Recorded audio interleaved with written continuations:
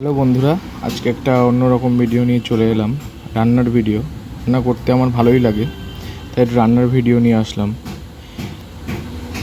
মাছের ঝোল কলা এবং আলু দিয়ে প্রথমে হলুদ লবণ দিয়ে মাছটাকে ভালো করে মাখিয়ে নিয়ে তেলে একটু কড়া করে আমাদেরকে ভেজে নিতে হবে।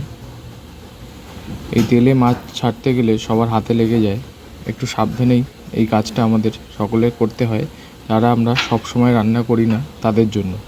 আর মা কাকিমারা তো প্রতিদিনই করেন, তাদের অভ্যাস হয়ে গেছে।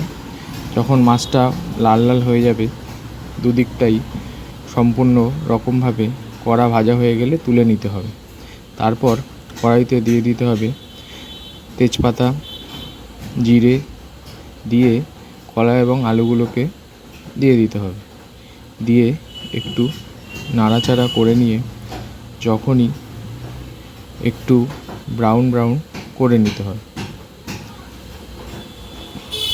তারপরে হলুদ দিয়ে আবার একটু নাড়িয়ে চাড়িয়ে দিতে হবে।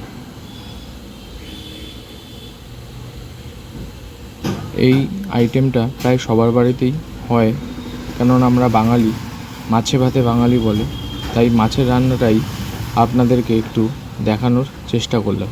এরপরে আদা এবং লঙ্কা বাটা দিয়ে আবার একটু কষাতে হবে। আমরা মাছে পেঁয়াজ রসুন খাই না, তাই এইভাবেই আমরা রান্না করি।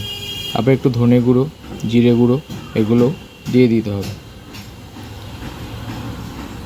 তারপরে পুরোটাকে সুন্দরভাবে কষাতে হবে একটু হালকা আঁচে।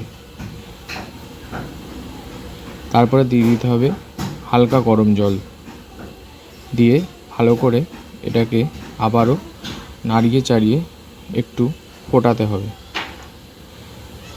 তারপরে দিয়ে দিতে হবে মাছ, দিয়ে অনেকক্ষণ রান্না করার পরে ধনেপাতা দিয়ে হালকা, যারা বেশি খান তারা বেশি দেবেন, দিয়ে নামিয়ে দিতে হবে সুন্দর করে।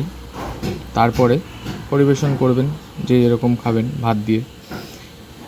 আমরা সকলেই বাঙালি, তাই এই রেসিপিটা দিয়েই আমি এই ভিডিওটা শেয়ার করলাম। ভালো লাগলে লাইক এবং কমেন্ট করবেন, আর যারা সাবস্ক্রাইব করেননি অবশ্যই সাবস্ক্রাইব করবেন।